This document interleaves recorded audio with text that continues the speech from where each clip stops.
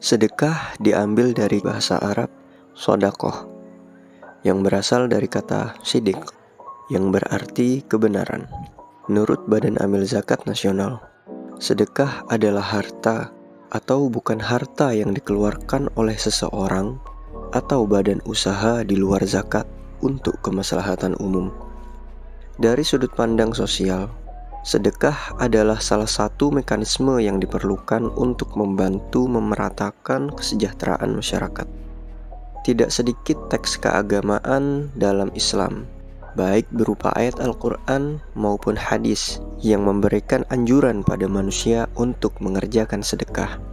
Disebutkan bahwa Tuhan menawarkan pahala, penghapusan dosa, bahkan pengembalian atau penggantian dalam jumlah berkali-kali lipat dari jumlah yang disedekahkan. Kemudian muncullah beberapa paradoks berkaitan dengan teknis pelaksanaan sedekah di lapangan. Yang pertama, terkait niat sedekah.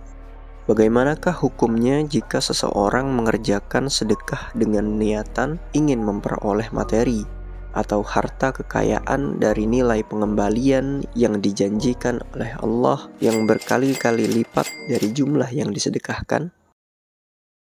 مثل الذين ينفقون أموالهم في سبيل الله كمثل حبة أنبتت 7 سنابل في كل سنبلة 100 حبة والله يضاعف لمن يشاء والله واسع عليم. Pada ayat tadi disampaikan dengan jelas bahwa Allah memang menjanjikan pengembalian terhadap harta yang diinfakkan, bahkan sampai 700 kali lipat. Walaupun tidak secara eksplisit disampaikan bahwa pengembalian yang diberikan dalam bentuk harta yang sama dengan harta yang disedekahkan. Sampai di sini kami berpandangan bahwa sedekah yang diniatkan untuk mendapatkan jumlah pengembalian yang lebih banyak dari Allah Subhanahu wa Ta'ala itu diperbolehkan atau tidak dilarang. Walaupun beberapa ada yang menganggap kurang sopan atau membuat seakan-akan sedekah yang dikerjakan menjadi kurang ikhlas. Namun secara umum manusia memang mengharapkan imbalan dalam tanda kutip dari setiap amal soleh yang ia kerjakan.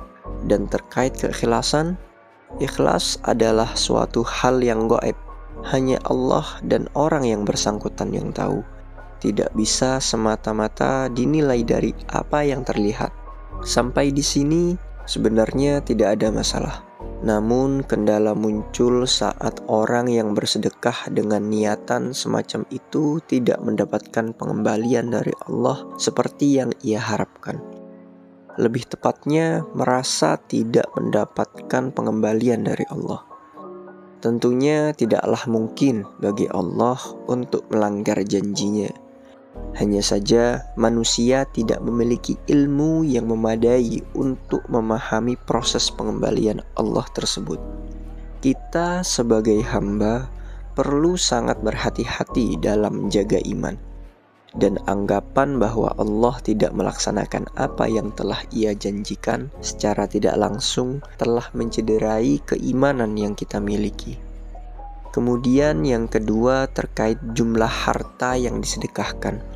Masih berkaitan dengan bahasan sebelumnya, karena dari awal sedekah yang dikerjakan sudah diniatkan untuk mendapatkan jumlah pengembalian yang berkali-kali lipat, beberapa orang bersedekah dengan jumlah yang sangat besar.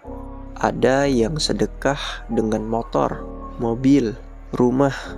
Bahkan ada pula yang mensedekahkan semua harta yang dimiliki dengan harapan mendapatkan pengembalian yang lebih besar lagi. Lalu, apakah perilaku sedekah semacam ini diperbolehkan dalam agama? Dari Sa'ad bin Abi Waqqas, ia bercerita, pada tahun Haji Wada, Rasulullah Shallallahu Alaihi Wasallam mendatangiku untuk menjenguk ketika aku sakit keras. Aku berkata, "Ya Rasul, Aku kini sakit keras sebagaimana kau lihat, sedangkan aku orang berharta. Tidak ada yang menerima warisanku, kecuali seorang putriku. Bolehkah aku menyedekahkannya sebesar 2/3 dari hartaku? Rasul menjawab, tidak. Aku bilang, setengahnya? Ia menjawab, tidak. Aku bilang, sepertiga? Beliau menjawab, sepertiga itu banyak. Sungguh, kamu meninggalkan ahli warismu dalam keadaan kaya lebih baik daripada kamu meninggalkan dia dalam keadaan miskin. Kelak ia mengemis kepada orang lain. Sungguh, tiada nafkah yang kau berikan karena mengharap ridha Allah, melainkan kau diberi pahala atasnya, termasuk nafkahmu yang masuk ke mulut istrimu. Dalam hadis tersebut dijelaskan bahwa Rasulullah Shallallahu Alaihi Wasallam memberikan larangan kepada orang yang bersedekah lebih dari sepertiga dari harta yang dimilikinya. Artinya bukan terkait bentuknya, apakah motor, mobil, atau rumah, namun jumlah harta yang disedekahkan maksimal bernilai sepertiga dari jumlah harta yang dipunyai orang tersebut. Jangan sampai sedekah yang hukum awalnya adalah sunnah justru melalaikan kewajiban dalam memberikan nafkah kepada diri sendiri dan keluarga, sehingga mendatangkan kemudaratan yang justru tidak dikehendaki oleh agama. Lalu problem yang terakhir adalah terkait kepada siapa idealnya kita memberikan sedekah kita. Baru-baru ini ada satu kasus yang cukup ramai diperbincangkan, yaitu seorang yang dikenal sebagai guru atau pengasuh pondok pesantren yang diketahui telah mencabuli santriwatinya. Ternyata setelah diselidiki oleh pihak kepolisian, dia membiayai operasional pondok dengan uang sedekah yang dia kumpulkan. Belum lagi banyak poster-poster yang berkeliaran di sosial media yang dibuat sedemikian sehingga memancing rasa iba dengan mengatasnamakan sedekah untuk pembelian Al-Quran, pembiayaan anak yatim, pembangunan masjid, dan lain sebagainya yang dikeluarkan oleh orang atau lembaga yang tidak jelas legalitasnya. Walaupun dengan legalitas yang diragukan, tidak sedikit masyarakat yang tetap menyalurkan sedekah dengan dalih, yang penting niat saya baik. Soal mereka menipu atau tidak, itu urusan mereka dengan yang di atas. Alasan semacam ini dirasa kurang bijak karena perbuatan baik harus dikerjakan dengan cara yang baik. Rasulullah Shallallahu Alaihi Wasallam mengajarkan bahwa sedekah yang paling utama adalah kepada keluarga kita sendiri. Jikapun masih berlebih, hendaknya sedekah disalurkan dengan hati-hati dan cermat. Kita mempunyai pilihan kemana kita hendak menyalurkan sedekah kita, dan telah dijelaskan di awal bahwa tujuan sedekah adalah untuk kemaslahatan umat.